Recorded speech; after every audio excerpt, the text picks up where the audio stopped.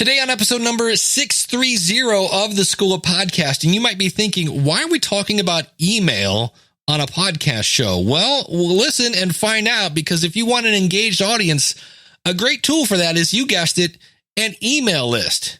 Hit it, ladies. The School of Podcasting with Dave Jackson. Podcasting since 2005. I am your Hall of Fame personal podcast coach, Dave Jackson, thanking you so much for tuning in. This is where I help you massage your message. I help you tackle the technology.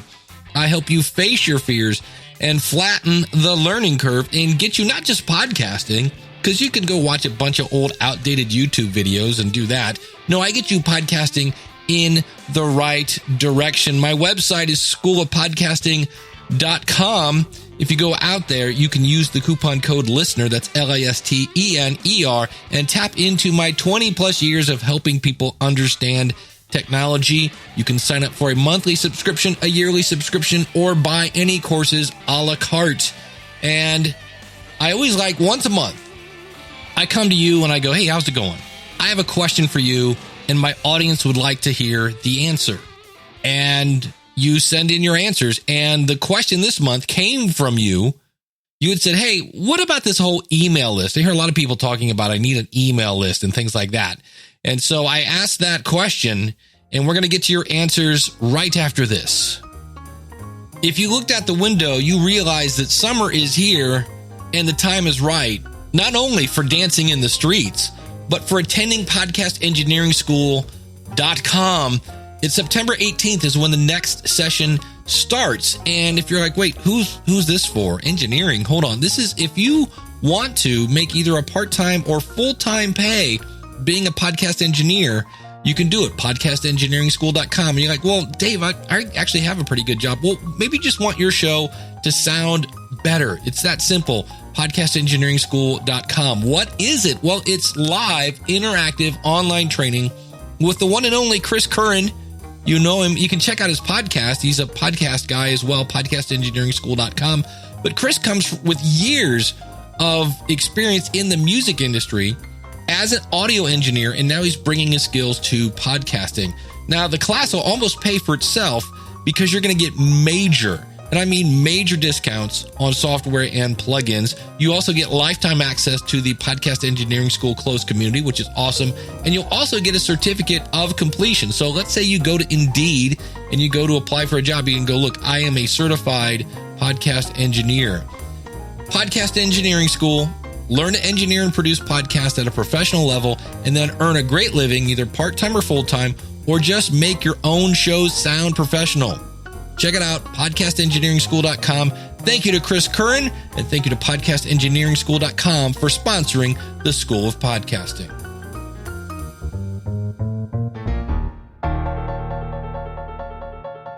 Question of the month was, do you have an email list? If so, if you feel like sharing, how many people are on it, or what are you doing to grow your list? And first up, as always, she's always the first one in, Wynn Charles.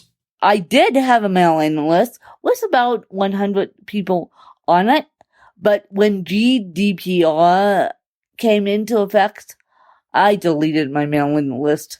I'm like, I don't want to deal with one more thing. So no, I don't have a mailing list right now, but I'm making one back.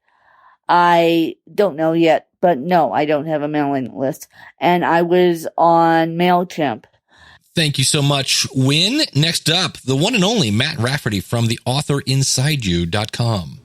Hey Dave, it's Matt Rafferty from the Author Inside You podcast. And about mailing lists, yes, we have one, but it's less than 100 people, and we really don't push it that much on our podcast to try to get people to join. Maybe once we come up with a lead magnet, we'll be able to do that, but right now we aren't. But besides a lead magnet, what is the best way to get people to join your mailing list? Well, thanks, Dave, for touching on this subject. I think it's important to all of us with a podcast. And if you're thinking about writing a book, please check out my podcast, The Author Inside You. You can find us at theauthorinside.you.com. That's my shameless plug. And by the way, congratulations on being inducted into the Hall of Fame. Congratulations. Thank you so much, Matt. Yeah, my head still fits through the door. That's the good news. And we'll get to, is there anything besides a lead magnet? And the short answer is, not really. But first, we got to hear from Jerry Williams. Hi, Dave. It's Jerry Williams, the host of FBI Retired Case File Review, a true crime history podcast where I exclusively interview retired FBI agents. And yes, I do have an email list. To entice my listeners to sign up, I offer them my FBI reading resource, which is a list of books written by the very agents that I've had on my podcast. Right now, there's about 40 books, crime fiction, true crime, and memoirs. What I'm trying to do is convert listeners into readers, and I thought this would be the perfect lead magnet to do so. They also get my monthly email where I keep everyone up to date on the FBI and books, TV, and movies. Currently, my list is about 1,300 people, but I'm only looking for listeners who want to read and buy books. This month, I am doing something special. For the month of July, I actually have a giveaway for people who are members of my reader team and new members who sign up. It is a collection of You Can't Get This Anywhere Else FBI swag. So right now, I am not a best-selling author, but with the help of my listeners, one day, who knows? Thanks, Dave, and congratulations on being inducted into the Podcasters Hall of Fame. I'll see you at Podcast Movement and congratulate you in person. Thank you so much, Jerry. I'll have a link to everybody's show out at schoolofpodcasting.com/630. Well, I was listening to my buddy Eric K. Johnson. You might know him as the podcast talent coach. He has a whole episode on what makes a lead magnet. And he quoted Ryan Dice from Digital Marketer. He defines a lead magnet as a small chunk of value, there's that word again, that solves a specific problem for a specific market that is offered in exchange for an opt-in, meaning your email list. Now, Opt-in Monster, which is actually a really cool tool. In fact, it dawned on me that recently when I updated the School of Podcasting, I turned Opt-in Monster off. And I'm like, you know what? I might want to put that back on. But here's what they break it into 7 parts. An opt-in, or a lead magnet, I guess is a better way. A lead magnet is it solves a real problem. So if I said to you, hey, do you swallow saliva in small amounts over long periods of time? Did you know that, something like that, right? It's a real problem. And then the other one is it's a quick win. So don't say, hey, I'm going to show you how to make $1 million. All you have to do is read this 5 million page book, because most people are going to go, no. It has to be super specific. So don't create a lead magnet about something general. Hey, here's how you can, chase the wind. I don't know. But the more specific you are about the benefit of the lead magnet, the better it will convert your leads. The more people are going to sign up. The more you can say, hey, if you do this and do this quick thing, you're going to win. Now, I'm going to jump over to my weight loss podcast for a second. Every single diet I've ever tried does one thing, and that is they have you do some sort of cleanse, some sort of liquid gold, whatever it is, but there's always something at the very beginning of the diet that makes you drop pounds quickly. In other words, what is that? A quick win. Now, what does that make you do? It makes you start telling your friends, oh, what are you doing? Oh, I'm doing the bacon diet, the chocolate-covered bacon diet. I've actually had that, by the way. It's kind of weird. But whatever it is, it's a quick win. So you want it to be quick. It could be something like a PDF checklist. Those tend to convert pretty well because, again, what are they? Quick. They're easy to digest.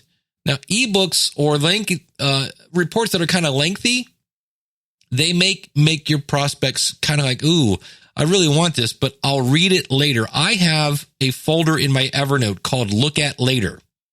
And yeah, you know how that goes. I never look at it later. I want something I can look at it, fix it quickly, blah, blah, blah. You want your lead magnet to have, here's that V word again, high value. So it should be perceived value. And then it's even better if it actually, has value. Not just perceived. Hey, look at this. watch this and you'll earn $1 million.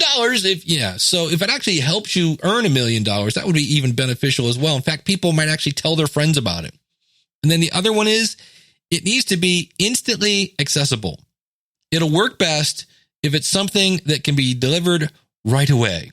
People love instant gratification. In a Netflix society where I want to watch a movie, I type in a search, there it is, I click play, boom, I got it.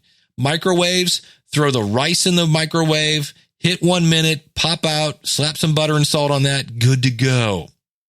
And the other thing you want to do is hopefully your lead magnet demonstrates your expertise, or you ready for some fun jargon? Your UVP. Your UVP, is that like under your kidney? No, it's actually your universal value proposition. So when someone consumes your lead magnet, it should demonstrate your expertise or your unique value proposition. This then helps turn that lead that you just got into a customer. Now, you might be saying, but Dave, I don't have anything to sell. I don't really have customers. Trust me, I've heard it over and over and over. Probably the one that says it the most is Pat Flynn, that said, hey, a couple years into being a blogger and starting his podcast and all that, he's like, ooh, and somebody said, yeah, you need an email list. He went, oh, I probably should have been doing that the last X amount of years. So you might not need one now, but they do come in handy. Now, let me give you an example of what I'm using right now. If you go to schoolofpodcasting.com/headlines, what that does is I've gone to the internets. I asked Uncle Google and said, where are the best resources to learn how to do good headlines? Why? Because when you have a good title for your podcast, it can triple. I've seen it happen. It can triple your downloads. Instead of naming your show, name of my show, episode 16. Nobody is Googling episode 16. So if you go to schoolofpodcasting.com/headlines, I've got a whole thing there for you, lots of examples. And when I look at that, I'm like, you know what? That probably could be a little shorter. I might have actually given too much information there. Another great example of one is from my buddy Daniel J. Lewis from the Audacity to Podcast. He has an email list that he uses and he promotes it probably around October. And he has a list for if you're looking for gear deals. This is around the holiday season. And a lot of times, we all want Santa to bring us a new microphone or a new compressor or whatever it is. And Daniel goes out and searches for deals and then lets you know where they are. And those links are actual affiliate links in some cases. And we'll talk about that here in a second. But that is something, again, what is the value it delivers? Well, you don't have to go do the searching. All that information comes to you. And Daniel went one step further by buying a domain, podcastingdeals.com, to point to that lead magnet. A couple other quick examples of lead magnets from the podcasting world. My buddy Eric K. Johnson, and he's also my co-host for the Podcast Review Show at podcastreviewshow.com. He has 17 ultimate podcast interview questions, and I'll have links to all these out at schoolofpodcasting.com/630. And then David Hooper from Big Podcast. He has 25 podcast episode templates, and I can tell you both of those are really, really good. I've downloaded both of them. Daniel J. Lewis already mentioned his podcastingdeals.com. He also has 20 things you should do before recording every podcast episode. So that, along with my headlines and baby steps, those are just some examples of lead magnets. Opt-in Monster has a page that actually shows you, and I'm not making this up, 69 different lead magnet examples. So if you're like, I'm not sure if I could come up with something like that, here are just a checklist. So, hey, if you want to, I have one that I'm working on about interviewing, and it's like your interview checklist, a cheat sheet. So this could be, hey, if you're doing this and that, they're irresistible to people because they take away the need to think. It could be a template. So it's the magic email template that helps you do blah, blah, blah. A swipe file. So these are, again, kind of like templates, but here are 72 headlines for social media posts that can really boost your post.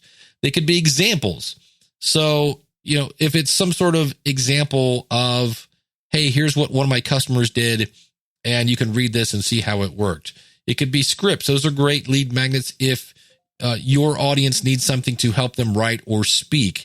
It could be a toolkit. I know my buddy Harry Duran over at Podcast Junkies has a toolkit where he's like, hey, if you want to see what I'm using, go to blah, blah, blah, and you can see my toolkit. It could be a web app. So if it's, Brian Harris, he says, created his web app called List Goal, which is completely free to use. However, when you sign up for it, Brian gets your permission to email you. It could be a resource list. I just brought that up. It could be a calendar. So let's say, hey, if you sign up for this, I'll give you a list of all the dates pertinent to our niche. So if I'm doing something for authors like Matt, okay, here's all the book conventions in one convenient place. It could be some sort of plan or planner. John Lee Dumas just came out with a podcast journal. That's a planner for your podcast. It could be a worksheet or a workbook. I actually sell a worksheet for if you want to start your own Biggest Loser contest. You can actually buy a spreadsheet, which you could make in about 5 minutes. Maybe it's some sort of printable thing like, hey, if you want my grocery list, here it is, print it out, put it on your fridge and go to town. It could be, a lot of people just need inspiration. So, hey, here's inspirational quotes. I mean, we could go on and on and on. I've seen people do calculators where click here to get access to a calculator. You fill it in and I'll tell you how much you're going to make. It goes on and on and on. Recipes is another one. Here are my favorite recipes. Or again, if it's information that you can't get, it could be a tutorial. It could be an ebook. Again, remember those ebooks should be short. And I kind of feel like Bubba Shrimp at this point. It's you could do this, you could do that, but there are all sorts of things. And here's one of the things, if you're like, Dave, I'm sorry, I got nothing. Well, what you could do is you can set up your email list, and then when somebody signs up, and a lot of times you can have this automated, that the first email they get is, hey, thank you so much for signing up for my newsletter. Here's what we're going to get, blah, blah, blah. And what things are you struggling with? I wish I could remember. I had a conversation with somebody at Podcast Movement, and I said, hey, you got to send that in. That's a kind of because of my podcast story. But they're now making money with your podcast. And for the record, you don't need to make money with your podcast.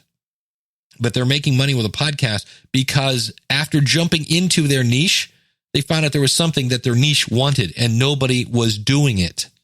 And so in some cases, you might actually send off an email that when somebody signs up, hey, thanks so much for signing up. What's your biggest pain when it comes to blah, blah, blah? Well, and then when you get enough of those answers, then maybe you go make a checklist or a cheat sheet or something like that that helps people over that little hurdle. Moving on. Dave, you're talking about email. I know you're old. I'm old.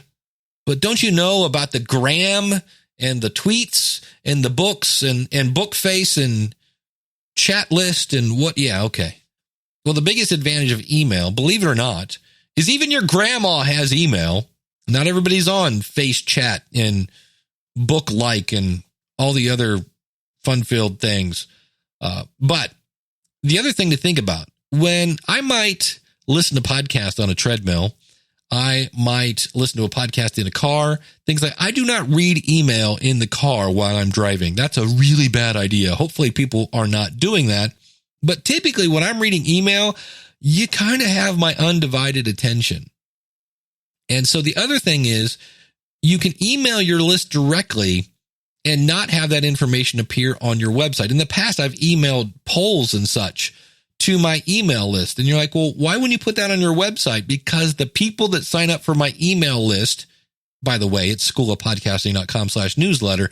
Those are truly engaged people. They have taken a step by going to schoolofpodcasting.com/newsletter to sign up, and other people didn't. So these are people that are like, no, I'm interested in your stuff. The other thing is 2,000 Facebook followers, 2,000 likes, whatever it is not the same as 2,000 email subscribers. It's just not, because Facebook makes it hard to contact people. I work for Libsyn. It's libsyn.com. It's a podcast media hosting company. Use the coupon code SOPFREE. And Facebook loves to tweak things. And recently, and it's not just a Libsyn thing. They kind of broke Facebook. Facebook broke Facebook so that you can't really post your podcast to it as easily as you could before. You can still do it. It's just it was automated and Facebook went, hey, let's tweak this. Oh, thanks, Facebook. We love it when you do that.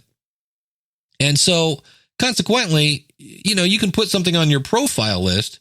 You might have 2,000 friends, and there's no rule that says all 2,000 people are going to have a chance to even click on it.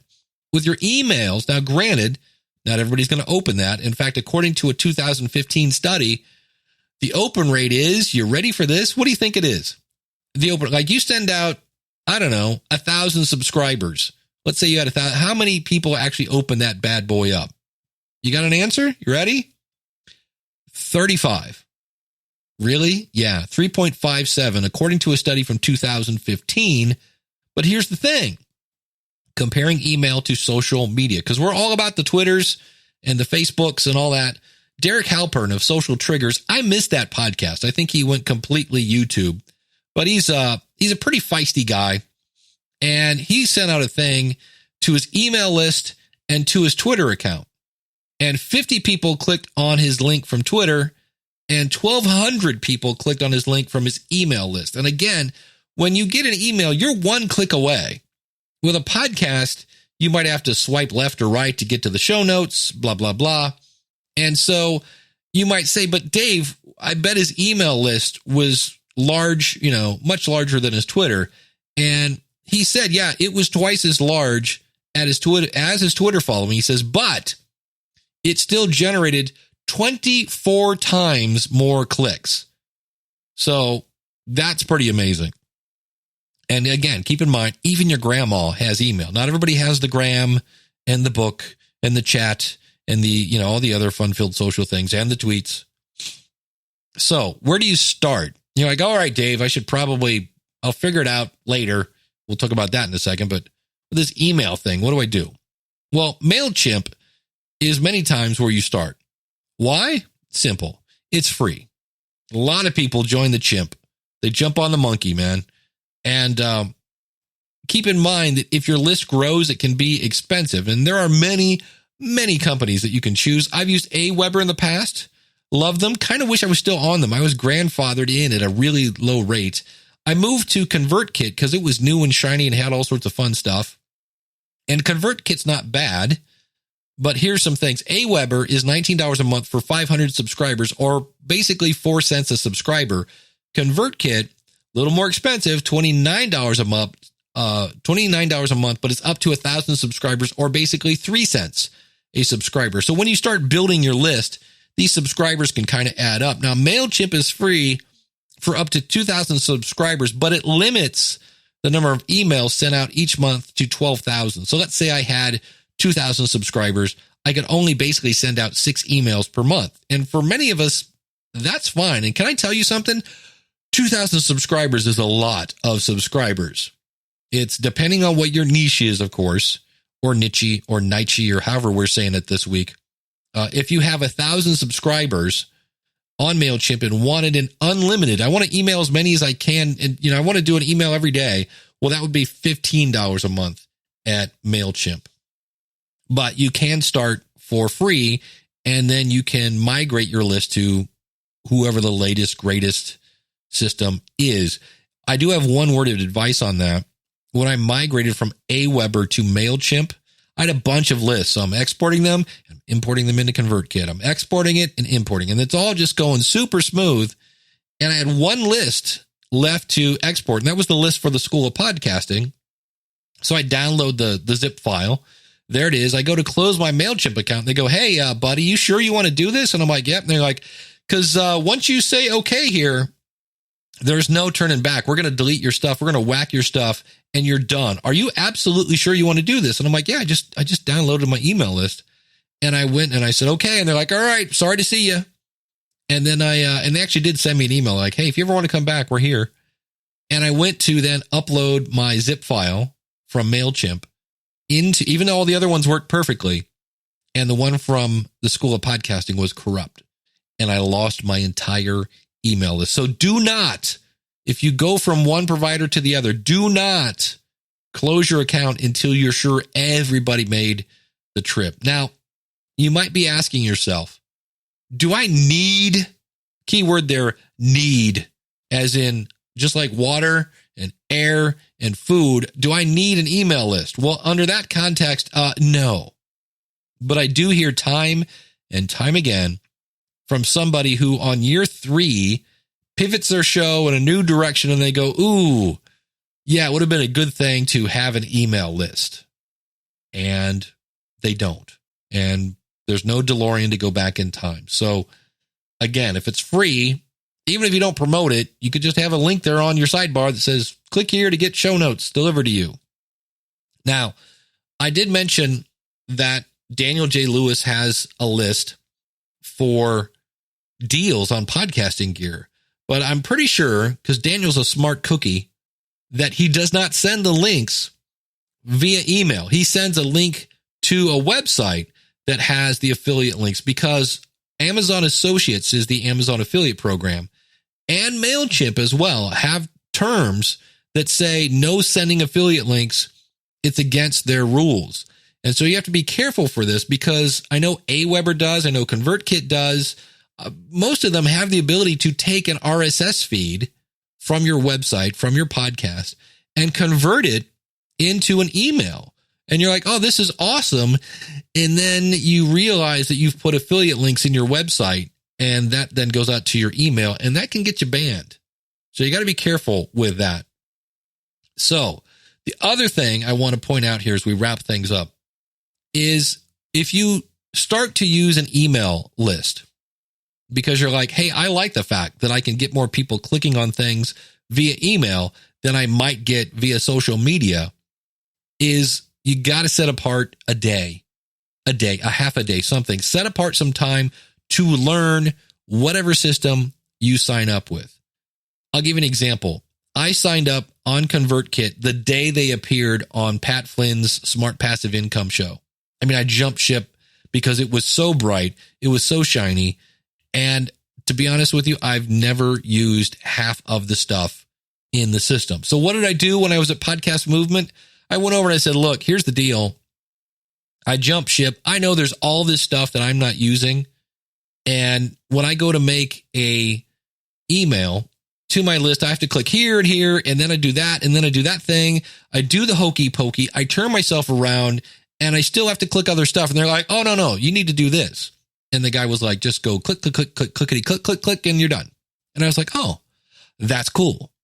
And I said, what's that named? And I wrote it down because I know I'm going to have to go back and read or write or watch some sort of tutorial, and everything is good. So there are a lot of times that we buy things because they're new, because they're shiny, but it doesn't do any good to have a Corvette if you only know how to drive 10 miles an hour.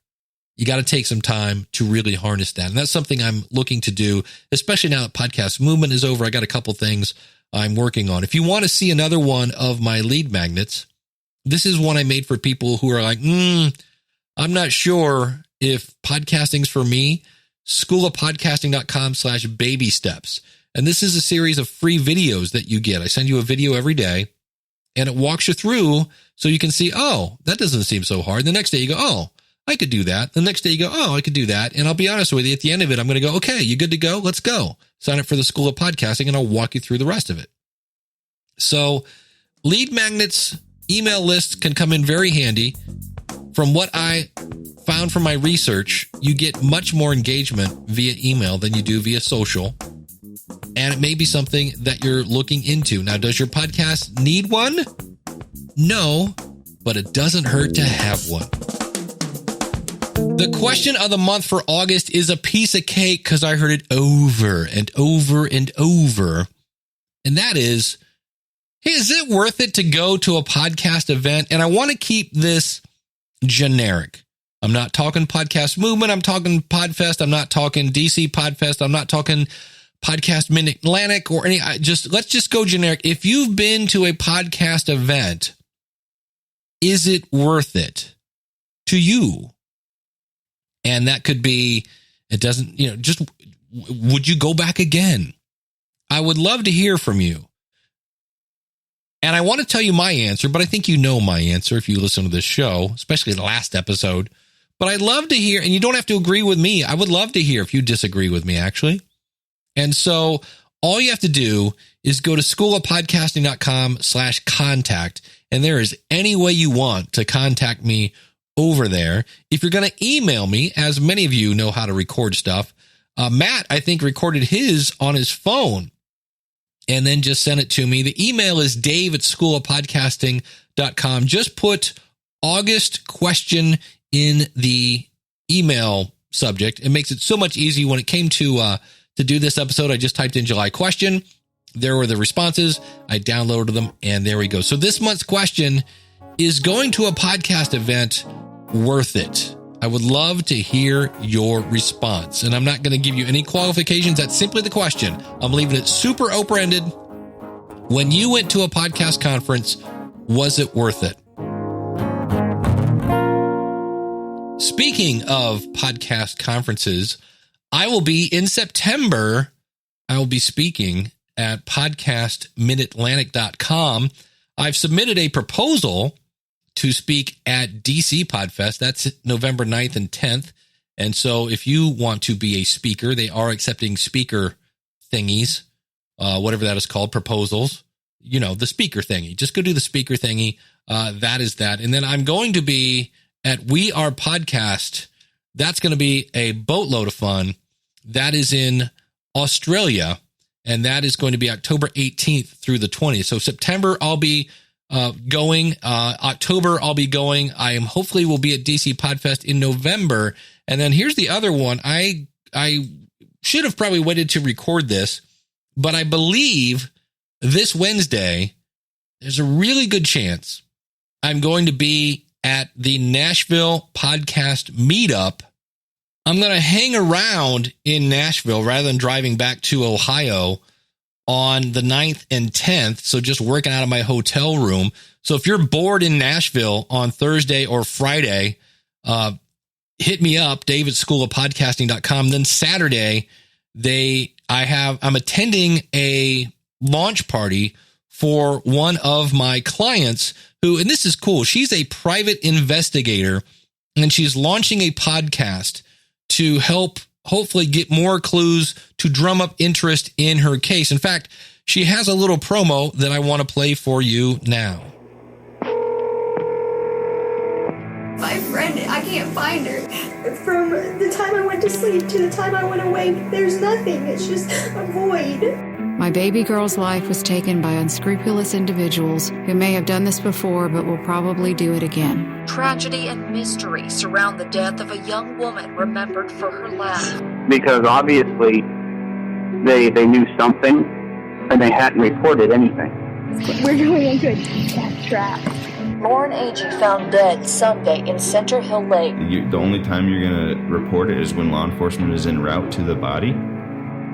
There is something about being at someone's last place of life and knowing they were alive one second and dead the next. And he said, I need to tell you that your daughter didn't make it. She's dead. Tune in on July 26th at 4:30 p.m.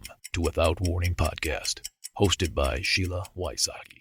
And I'll have links to that out in the show notes again. Just go to schoolofpodcasting.com/630. And like I say, there's a really good chance that's going to happen. There are a couple things I need to get in place, and but I got to put this out. And so watch me on social media at School of Podcasting, at facebook.com/School of Podcasting is where you can find me, or on Twitter at Dave Jackson. And hopefully I'll be hanging out in Nashville with some buddies this week. We shall see. And in case anybody wonders, that's coming out of my pocket if this happens, because I want to go where my audience is and make relationships that lead to opportunities. And if you want to hear more about that, go to schoolofpodcasting.com/629. I explained that whole concept in last week's episode. So thank you so much for listening. And if you would like to be one of my clients, all you have to do is go to schoolofpodcasting.com/start. You can use the coupon code LISTENER and sign up for either a monthly or a yearly membership, or of course, buy the courses a la carte. But for the record, it's a much better deal to just sign up for the monthly thing than to buy the $99 class. So thanks so much for tuning in. In the future, I'm going to play you a clip from Marcus Couch. He was turned down for 4 years straight to make a Chicago Bulls podcast, and how he did an end around. It is a beautiful story of how determination and persistence and creativity led to somebody making a podcast that he's been wanting to make for 4 years and now is finally in it. His strategies that he's using to build his audience right out of the gate, that's coming up in the future. So I'll see you again next week. Thank you so much for tuning in. Until then, take care. God bless. Class is dismissed.